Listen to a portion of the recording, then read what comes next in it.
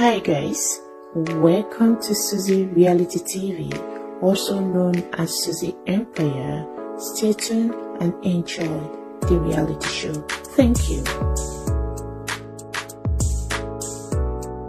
We were tortured on a daily basis in all these different prisons, and torture has its different forms. And that could come from, breaking your bones, to pulling out your fingernails, to burning, turning out their cigarettes on your body, to doing anything.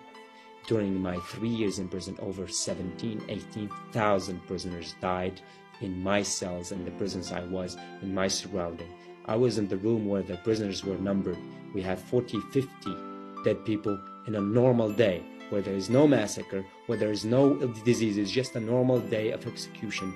Omar, how did you end up imprisoned at the age of 15? You were at Sednaya, the most notorious prison in Syria. What did you experience there? I attended the first protest because everybody was there, and I attended. Then I also saw when the intelligence services and the military came and they started to shoot people.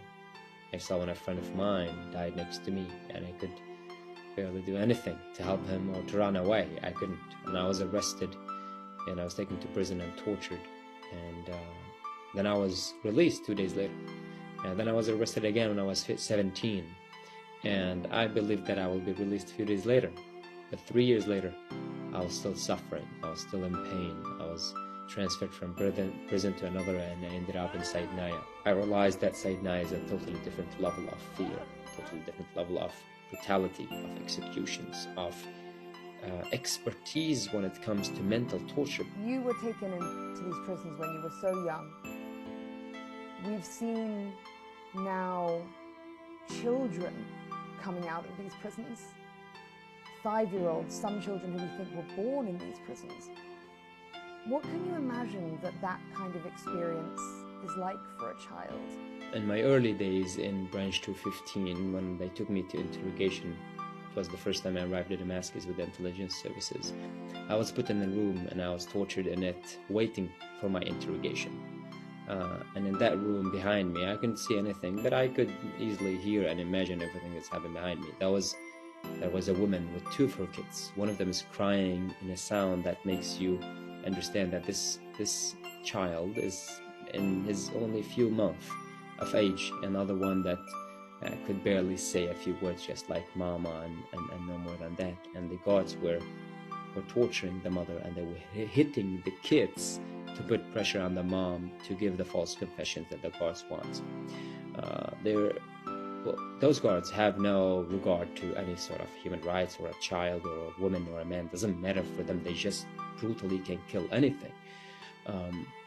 And it's very known in Syria that the guards, in many cases, they rape the female prisoners, and they get pregnant, and they give birth in these cells between the walls. And in some cases the kids die, and in some cases they actually survive, and they live between these walls, not knowing anything about life except the guard, their mother, and the walls, and the little food they get. For the people who committed these atrocities for years, torturing so many civilians in the most brutal ways imaginable, and the people who ordered that torture, do you believe that there will be any justice now, that there's any way of bringing those people to justice?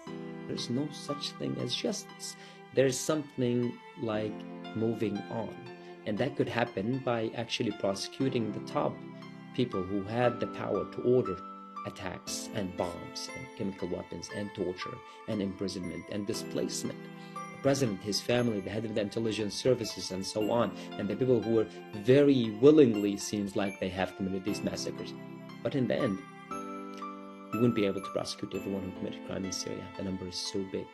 The regime has implicated so many people in this war, and the numbers are so big. So we will have to end up forgiving big group of people, or we would have to keep the hate in our heart and move forward and not act upon it.